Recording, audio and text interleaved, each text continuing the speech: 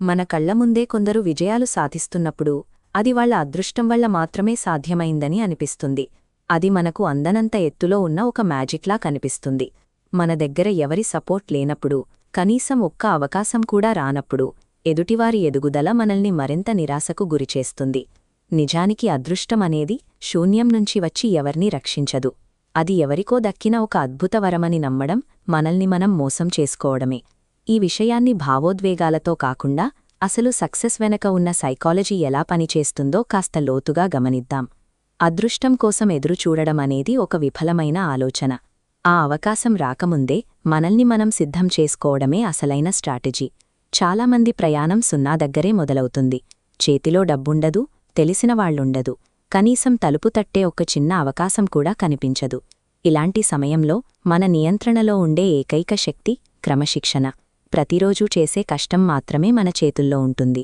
ఈ గ్రాఫ్ చూస్తే కష్టం పెరుగుతున్నా ఫలితం మాత్రం సున్నా దగ్గరే ఆగిపోయినట్టు ఉంటుంది. ఎవరూ గుర్తించకపోయినా, ఎవరూ మెచ్చుకోకపోయినా పని చేస్తూలు ఉండటం చాలా భారంగా అనిపిస్తుంది. నెలలు, సంవత్సరాలు గడుస్తున్నా మార్పు రానప్పుడు లోపల నిరాశ మొదలవుతుంది. మనం తప్పుడు దారిలో ఉన్నామేమో అన్న సందేహం మనల్ని ఆపేయమని హెచ్చరిస్తుంది. మన చుట్టూ ఉన్నవాళ్లు కూడా మనం ఫెయిల్ అవుతున్నామని ఫిక్స్ అయిపోతారు. ఎందుకంటే మనం పడుతున్న శ్రమ వాళ్లకు కనిపించినా దానివల్ల వస్తున్న ఫలితం వాళ్లకు కనిపించదు. కాని ఈ కాలమే ఒక ఫిల్టర్ లాంటిది. లోపల జరుగుతున్న అదృశ్యమైన మార్పును గుర్తించలేక చాలామంది సరిగ్గా ఇక్కడే తమ ప్రయత్నాన్ని వదిలేస్తారు. బయటకేమీ మారనప్పటికీ ప్రతిరోజూ చేసే ఆ పని మన ఆలోచనా విధానాన్ని క్రమబద్ధీకరిస్తుంది. మన మెదడును ఒక కొత్త స్థాయికి సిద్ధం చేస్తుంది. ఈ క్రమం మనలో ఒక దృఢమైన సామర్థ్యాన్ని నిర్మిస్తుంది. అది మనకు తెలియకుండానే ఆ సిద్ధత అనే గీతను దాటుతుంది. సరిగ్గా అప్పుడు ఒక చిన్న సంఘటన జరుగుతుంది. ఇన్నాళ్ల నిశ్శబ్దాన్ని చీల్చుకుంటూ ఒక అవకాశం మనల్ని వెతుక్కుంటూ వస్తుంది. ఇన్నాళ్లు మనం పడ్డ కష్టం తెలియని వాళ్లకు ఆ ఒక్క క్షణం చూసి అది కేవలం అదృష్టం వల్ల మాత్రమే జరిగిందని అనుకుంటారు.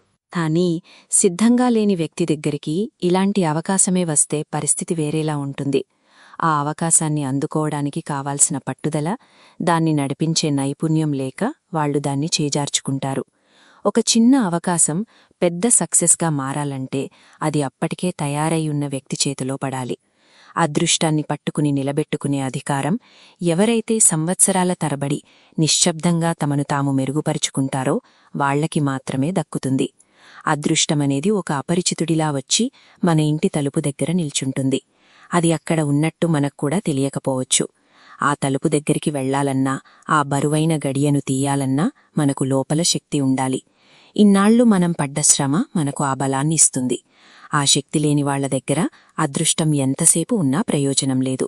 తలుపు తీసే సామర్థ్యం లేకపోతే అది నిశ్శబ్దంగా వెనుతిరిగి వెళ్ళిపోతుంది. అందుకే ఈరోజు ఫలితం కనిపించడం లేదని ఆగిపోకండి. మీరు చేస్తున్న ప్రతి చిన్న పని మీ సామర్థ్యాన్ని పెంచుతోంది. ఈ క్రమశిక్షణే రేపు రాబోయే అదృష్టాన్ని పట్టుకోవడానికి కావాల్సిన మార్గాన్ని నిర్మిస్తోంది. అదృష్టం మీకు కేవలం ఒక సందర్భాన్ని మాత్రమే ఇస్తుంది.